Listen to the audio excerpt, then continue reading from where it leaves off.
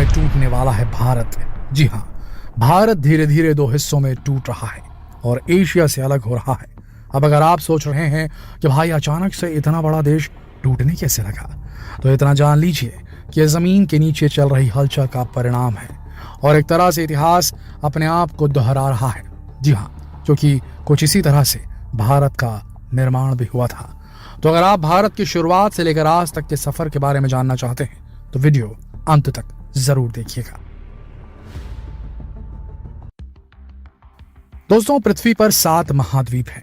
Asia, Africa, Europe, उत्तर और दक्षिण America, Australia और अंटार्कटिका। इसके अलावा 5 महासागर हैं। प्रशांत महासागर, अटलांटिक महासागर, हिंद महासागर, आर्कटिक महासागर और अंटार्कटिक महासागर या दक्षिणी महासागर। अगर आप सैटेलाइट से ली गई इमेजेस को देखेंगे या इंटरनेशनल स्पेस स्टेशन से जाकर देखेंगे तो आपको ये सब साफ साफ अलग अलग नजर आएंगे। लेकिन अब जरा इन्हें एक बार और ध्यान से देखिए।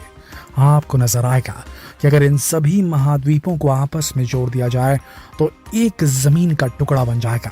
सब आराम से एक दूसरे में फिट हो जाएंगे। सबके बॉर्डर्स ऐसे बने हुए हैं जैसे जिग्सा पजल्स। और जानते हैं ऐसा क्यों है?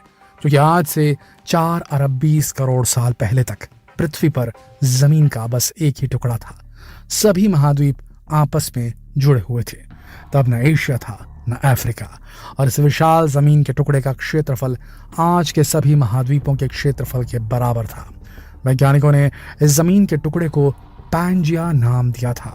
जी हाँ, पैंजिया। लेकिन फिर धीरे धीरे जमीन के नीचे होने वाली हलचल की वजह से यह टुकड़ा टूटने लगा। अब आप ये तो जानते ही होंगे कि जमीन के अंदर टेक्टोनिक प्लेट्स के मूवमेंट की वजह से धरती की सतह पर भी हलचल होती है और भूकंप और ज्वालामुखी विस्फोट जैसी घटनाएं होती हैं। और बस यहाँ भी इस तरह की घटनाओं के बाद धीरे धीरे धरती के स्वरूप में बदलाव आने लगा।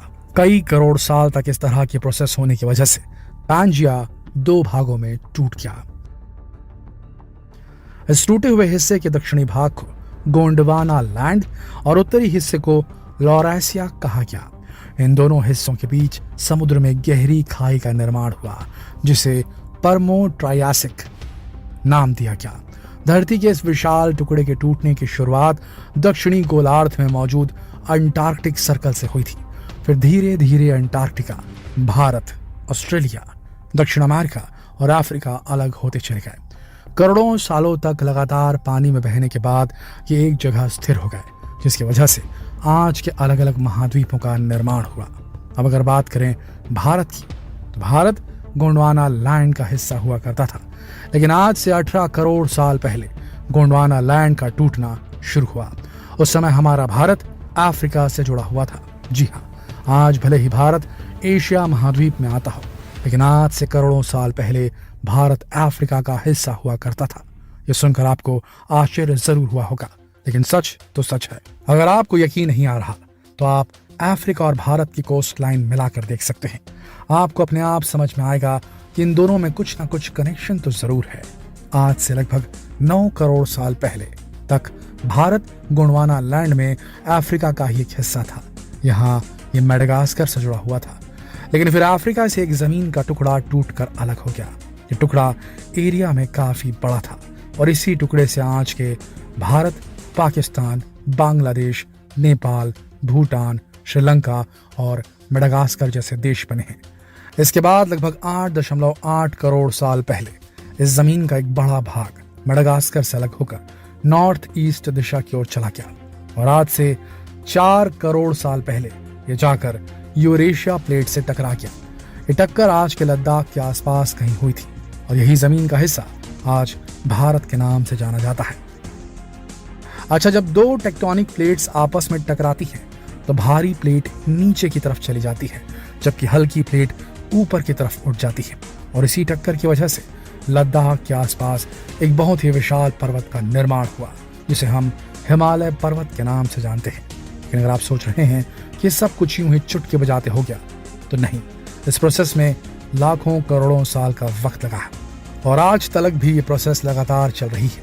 यही वजह है कि हिमालय को दुनिया का सबसे नया पर्वत माना जाता है।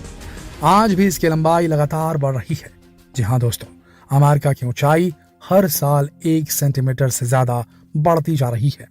इतना ही नहीं, हिमालय के साथ माउंट एवरेस्ट की ऊंचाई भी लगातार बढ़ रही है और पृथ्वी के अंदर चल रही हलचल की वजह से आज भी इंडियन प्लेट 3 सेंटीमीटर प्रति वर्ष की रफ्तार से सरक रही है।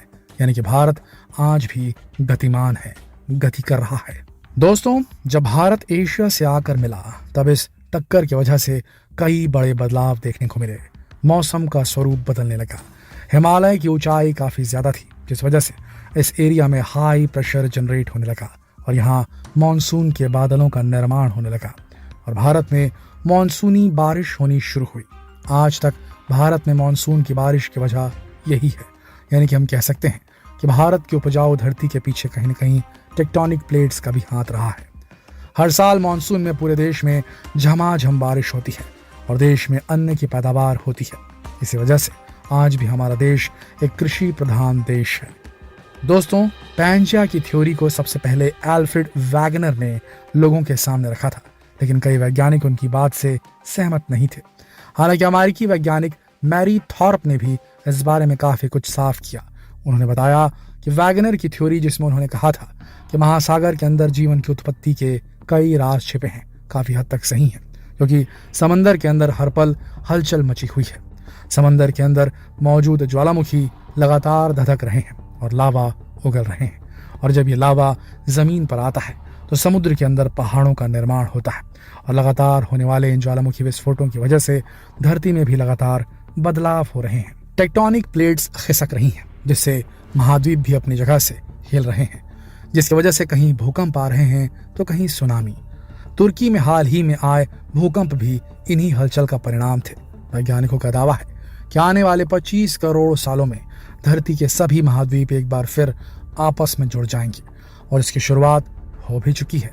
अफ्रीका में दिख रही बड़ी सी दरार इस बात का संकेत दे रही है कि जमीन के अंदर काफी तेजी से हलचल मची हुई है, जिसके परिणाम हमें आने वाले सालों में देखने को मिल सकते हैं। हालांकि परिवर्तन काफी धीमी गति से होते हैं, इनमें लाखों करोड़ों साल का टाइम लगता है। तो ये तो निश्चित है कि आप और हम उन परिवर्तनों को देख नहीं पाएंगे, लेकिन क्या तब तक मानव सभ्यता इस धरती पर मौजूद रहेगी? ये भी एक बहुत बड़ा प्रश्न है, क्योंकि जिस तरह से आजकल लगातार धरती के अंदर परिवर्तन हो रहे हैं, नेचुरल डिजास्टर्स की संख्या बढ़ती जा रही है, उसे देखकर ऐसा नहीं लगता। और टेक्निकल प्लेट्स के मूवमेंट में आने वाली तेजी के पीछे भी कहीं ना कहीं हम मनुष्यों का ही हाथ है। डैम बनाकर और धरती के अंदर बड़े बड़े गड्ढे खोदकर हम खुद ही तो अपनी तबाही को न्योता दे रहे हैं। दोस्तों, आपको क्या लगता है कि क्या इन परिवर्तनों को देखने के लिए मानव जाति धरती पर मौजूद होगी? अपने विचार हमें कमेंट सेक्शन में लिखकर जरूर बताएं। जितना हो सके इस वीडियो को शेयर करें फेसबुक पर, व्हाट्सएप पर, यूट्यूब पर। जल्द मिलते हैं आपसे अगली वीडियो में। तब तक के लिए आप सबका इस वीडियो के अंत तक बने रहने के लिए दिल से धन्यवाद।